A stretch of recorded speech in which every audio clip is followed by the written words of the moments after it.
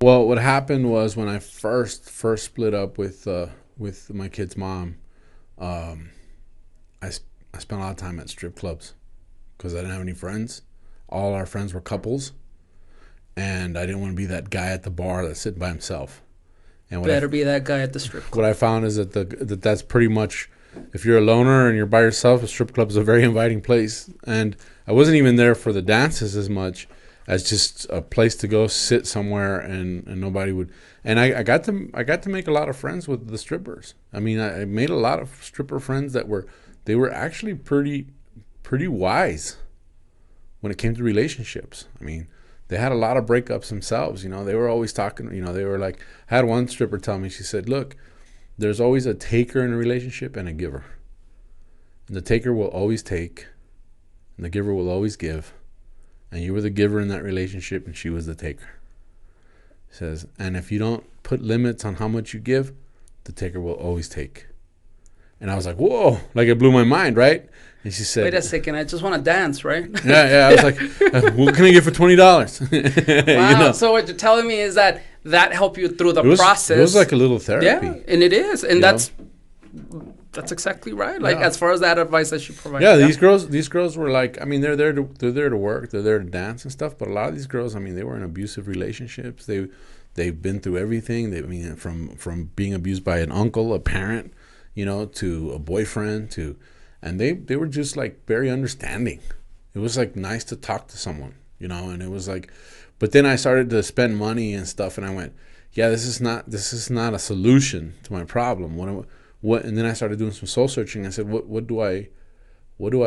is it that I've always wanted to do for me that I never got a chance to do? Because now I have time to do something for me. And I also realized that at the time I was listening, previous to this, I had listened to a book called How to Win Friends and Influence People, which is a very important book that you should read if you're into business and stuff like that. But it helped me realize that that book will tell you that everybody has a need to feel important. Everybody has to matter. How you get that feeling of importance is what's different.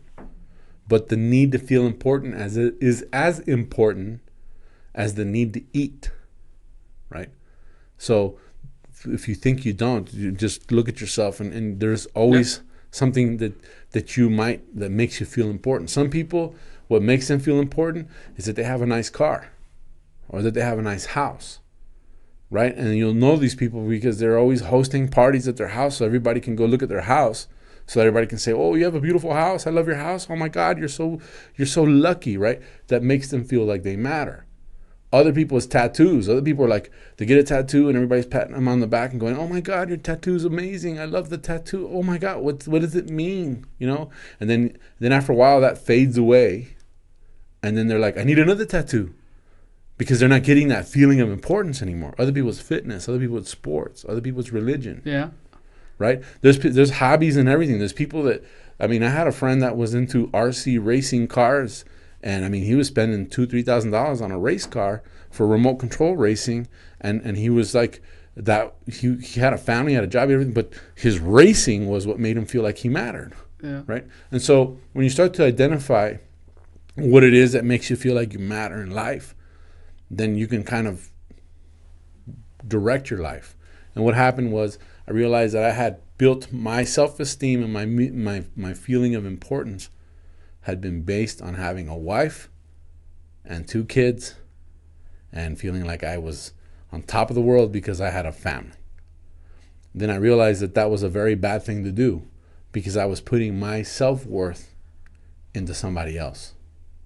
And I realized that it can't be about somebody else. It has to be about you. You have to find something that makes you, that makes you feel like you matter. So stand-up comedy became that for me. The ability to go on stage and make people laugh. That is more therapeutic than anything. You think that, I mean, I've been to so many shows where people go, "Thank you. I was having a bad day. I was having a bad week. My mom's sick with cancer and I needed this laugh." And I'm thinking, you don't even know that your laugh made me feel better about all the shit that I just went through. So it's kind of a mutual thing. We get therapy from the audience, and the audience gets therapy from us. Wow,